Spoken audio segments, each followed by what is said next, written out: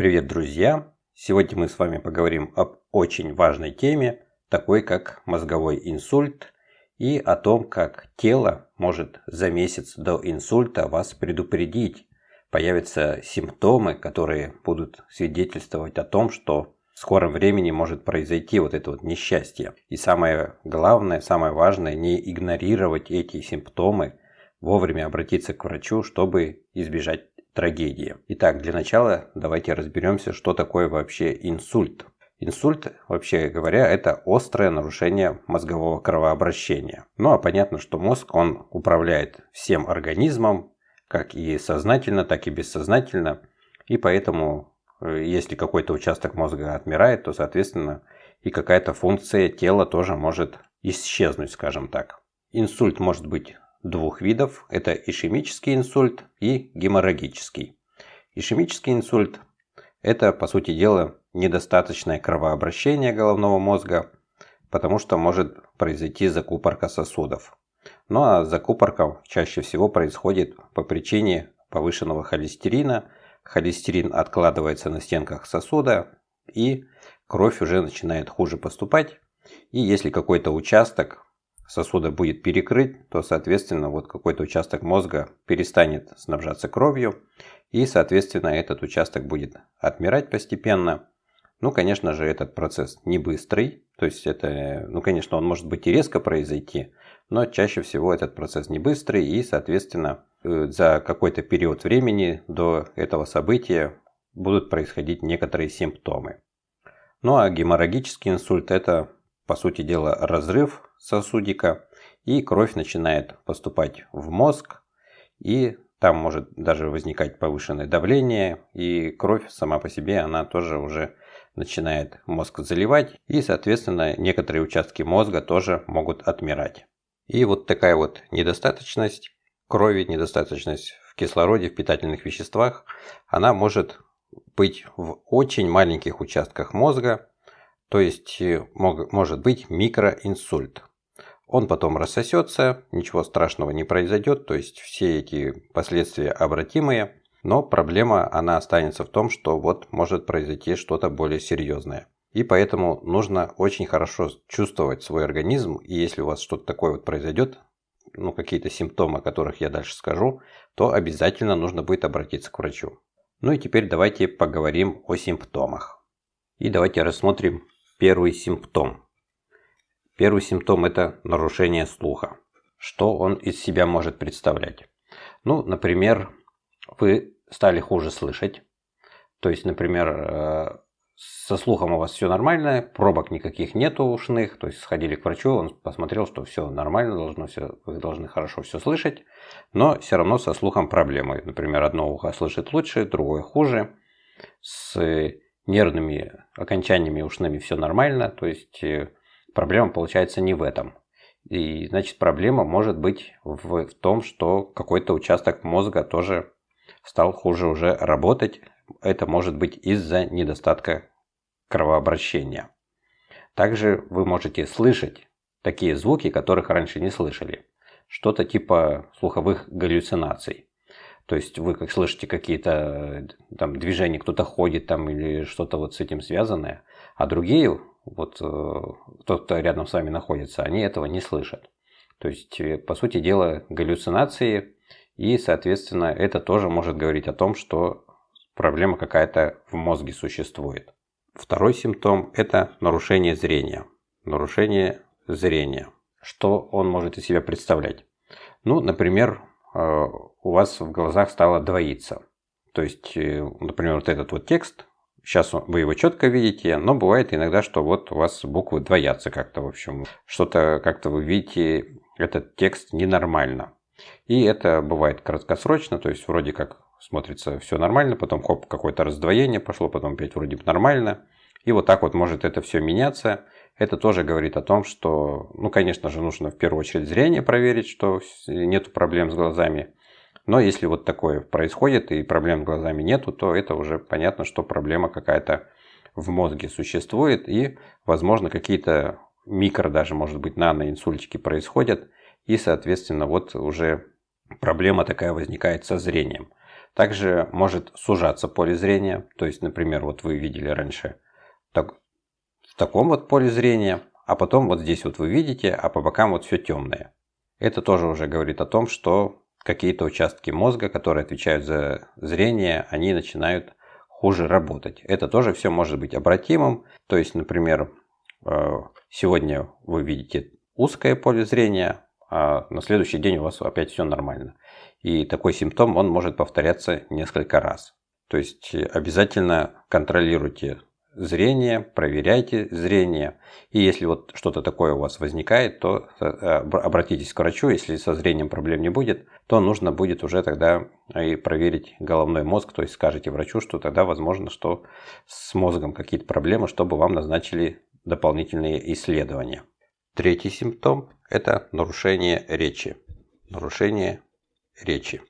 Если раньше вы говорили внятно, хорошо, четко, быстро, то вдруг в какой-то момент вам становится тяжело говорить, как-то вы даже не знаете, как некоторые слова сказать, как выговорить некоторые буквы, то есть говорить вам становится сложнее, и вроде бы даже иногда может казаться, что вы говорите нормально, но ваши собеседники, они вас могут и не понять. То есть можно не всегда прочувствовать то, что вот речь у вас стала какая-то не такая, как обычно, то есть сам человек этого может и не заметить, но тот, кто его слушает, он это все замечает и говорит, что-то не могу понять, какую-то ты несешь несусветицу, в общем, могу так сказать.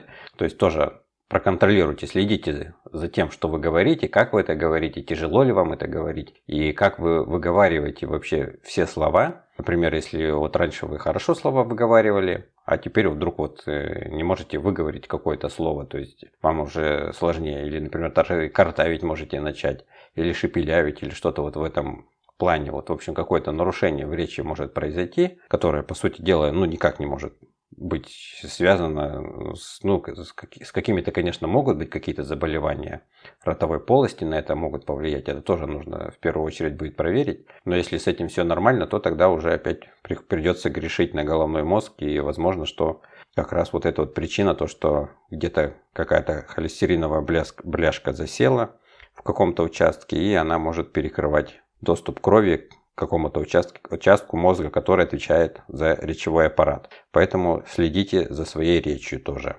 Четвертый симптом – это нарушение координации. Нарушение координации. То есть раньше вы двигались спокойненько руками, ногами, могли поднять руки вверх, опустить, делать зарядку вам было легко, то есть вы не испытывали каких-то проблем с координацией. А тут вдруг, хоп, вы хотите поднять руку вверх, и что-то у вас не получается. Конечно же, нужно, чтобы не было проблем с мышцами, с суставами.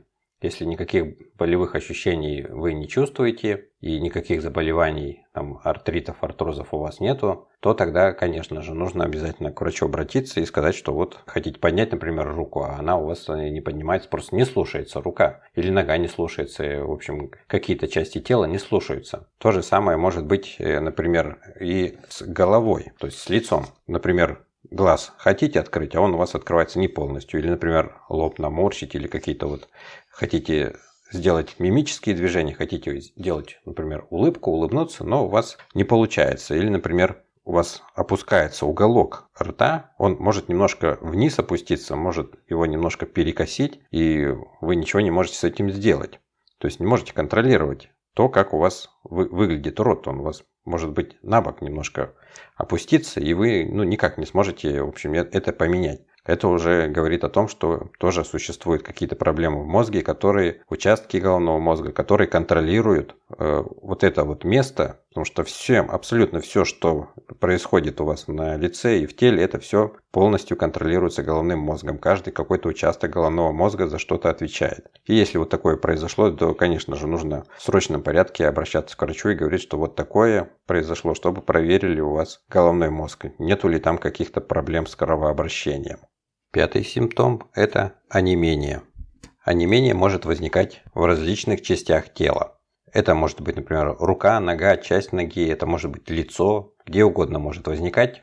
Конечно, нужно сначала проверить, чтобы не было защемлений, чтобы суставы был, если с суставами все нормально, если никаких защемлений нервов нету, а вдруг какие-то онемения возникают, или какое-то онемение возникло, то тоже можно заподозрить то, что какой-то участок мозга уже начинает давать сбой. Шестой симптом – это частые головные боли. Если голова болит часто, из-за чего она может болеть? Потому что вот сосудики, они сжимаются, не хватает питания участкам каким-то головного мозга, и голова начинает болеть. Либо если какие-то уже происходят инсультики, то тоже самое голова может болеть. Это, конечно, не всегда из-за этого голова болит, еще и другие могут быть причины, например, просто спазмы сосудов могут быть тоже, поэтому голова может болеть. Но если часто вот у вас присутствуют головные боли, это естественно, что в любом случае нужно обратиться к врачу, чтобы узнать, в чем причина. Ну и уже следствием частых головных болей, как причина, уже седьмая, это может быть высокое давление. Высокое давление. Обязательно контролируйте, если вы знаете, что у вас гипертония, то обязательно каждый день мерите давление и принимайте необходимые препараты от давления. Но лучше бы, конечно, еще узнать, в чем причина высокого давления и ее устранить, если, конечно, есть такая возможность, потому что иногда гипертония, она просто вот присутствует и все, и никак ее не вылечишь. А иногда, например, могут быть проблемы с почками. То есть нужно, конечно же, тоже почки проверить, чтобы было все хорошо, чтобы они не являлись причиной вашей гипертонии. Ну и когда высокое давление, то, соответственно, у нас большая идет нагрузка на сосуды. Сосуды, если сильные, крепкие, то это хорошо, но сосудики могут быть и слабенькими, и ломкими они могут быть, если не хватает каких-то у вас микро-макроэлементов, калия, магния. Если не хватает, то, соответственно, сосудики уже не будут эластичными. Нужно тоже, в общем, соответствующее питание соблюдать, чтобы было питание у вас сбалансированное. Не злоупотреблять углеводами, потому что углеводистая пища, она приводит к тому, что может быть очень много холестерина. А это тоже очень плохо, он может оседать на стенках сосудов. Если сосудики плохие, ломкие, они и так могут порваться. А если они ломкие и такие хрупенькие, то там на них образуются различные повреждения, и на эти повреждения отлично налипает холестерин, образуются холестериновые бляшки. Так что обязательно следите за своим питанием, не переедайте, сладкого, мучного особо не злоупотребляйте, чтобы вот таких проблем тоже не возникало. Ну и если у вас высокое давление, то контролируйте и принимайте препараты, это тоже через врача, которые будут снижать и давление, и держите его в нормальном уровне. Восьмой симптом – это частые головокружения. То есть голова может не только болеть, она может еще и кружиться. И причем, когда кружится голова, человек может себя чувствовать прям вот как пьяный, как будто вот вроде бы ничего не пил. И также тот, кто рядом с ним находится, тоже могут на него посмотреть, но похож на пьяного. Вот иногда бывает у человека инсульт, а многие, кто мимо проходит, смотрят на него, он ведет себя как пьяный. То есть вот такая дезориентация, плохая координация, речь не связанная. То есть реально человек очень сильно похож на пьяного. Хотя у него просто может быть вот реально произошел инсульт. Поэтому если происходят какие-то головокружения, часто вы начинаете плохо в эти моменты ориентироваться в пространстве. Это, конечно, не обязательно, что опять-таки инсульт, могут быть и какие-то другие причины в этом. Но тоже нужно провериться, обратиться к врачу с этим всем и тоже сказать, что вот у вас часто бывают такие вот симптомы.